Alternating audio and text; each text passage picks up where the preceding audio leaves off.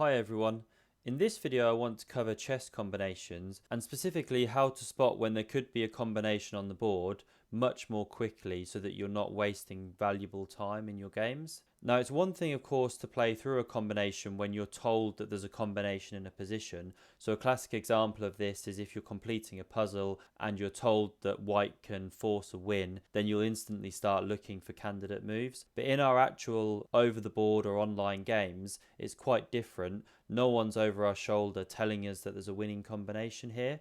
So what I want to give you in this video is 3 simple rules that you can use in your games that will give you an understanding of when it might be a good time to pause and look for a combination in the position. So the first thing to look out for when wondering if there could be a combination in the position is, does my opponent have an open or exposed king? In this position on the board here, which was played between Alexander Alekhine with the white pieces and Klaus Jung with the black pieces, we can see that it's white to move and the black king on g8 is open and exposed because the pawn on g7 has been removed. So this is a clear tick in the box that the opponent has an exposed king and there could be a combination present from that perspective. The second thing to ask yourself is, does the opponent have any unprotected pieces? And again, we can see that this is true in the current position. So we can note here that the black queen on c7 is unprotected, and also these pawns along the 5th rank are unprotected also. And the third thing to look out for when looking for combinations is, are any of the opponent's pieces inadequately protected? And again, we can see that's true in this position here.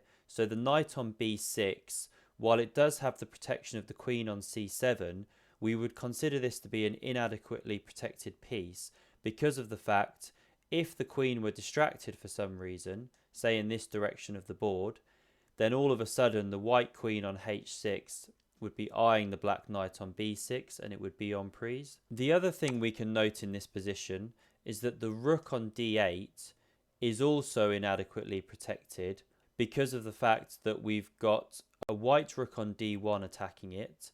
And if the white queen were to ever land on g5 with a check, then the white queen would also be attacking this piece. So there would be 2 pieces then attacking the black rook.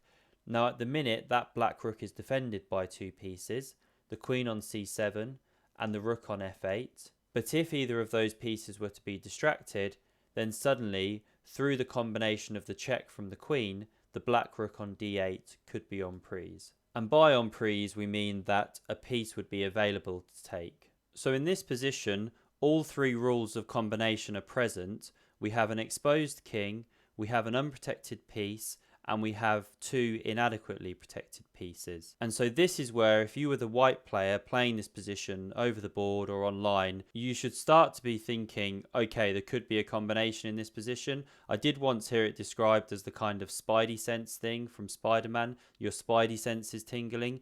You can't necessarily place the combination at this point, but you've just got an inkling that there could be a combination in the position. And so this would then be a good point to pause, take some available time to look for that killer blow if there is one. Now a quick word of caution here, just because these things are true and present in the position doesn't mean that there will be a combination or some kind of forced win. So you do have to be careful not to get sucked into spending too much time looking for something that isn't there, or playing through a combination which isn't actually sound because you've miscalculated something. Now, as you can imagine in this position that I've got on board, there is a combination here, a win for white. There's actually a couple of ways to execute on it. So if you want to pause the video and have a look at what you would play in this position, then feel free to do so. And otherwise, we'll continue on with the game move here. So I'll show the game move and then I'll also show an alternative move for white, which is also very strong. So here white played the killer move, bishop takes f7, check. And we'll have a look now at the various recaptures available to black and why they don't work. So if we start with king takes, if black were to play king takes, then white simply has this check by taking the pawn on h7. And we now have this x-ray through the king to the unprotected queen on c7.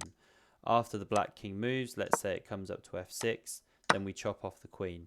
Coming back here, if black were to take with the queen here, now we do have a couple of options. We could pick up the knight on b6, which is unprotected, But an even stronger way to play this position is to take the black rook on d8, and after black recaptures, we can then throw in this check on g5 and pick up the rook on d8. And lastly, in this position here, if black were to take the bishop with the rook on f8, then again we have this nice tactic of queen check on g5, king steps aside, and then we take the black rook on d8. So a really nice combinational sequence from Alekhine there.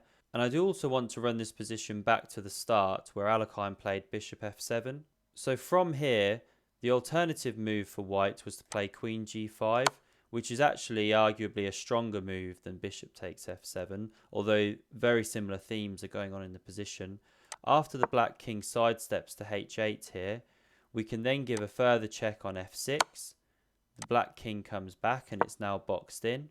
And here we can take the rook on d8. And if rook takes, we have the same killer blow, bishop takes f7. And in this position, if instead of rook takes, black plays queen takes, then again we've got bishop takes f7, and after rook takes, we pick up the queen here. The way for black to offer the most resistance here is to take with the rook, and after this tactic of bishop takes, move the king over to f8. And whilst this doesn't immediately win material on the spot for white, white now has the very strong retreating move, bishop c4, discovered check from the queen.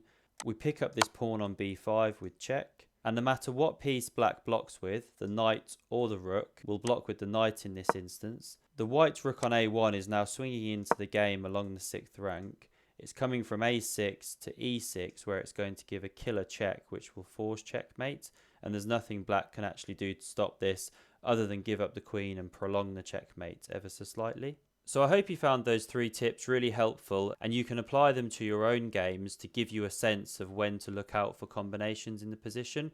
As always, if you have any questions, please leave them down below. Don't forget to like, comment, share, subscribe, and thanks very much for watching.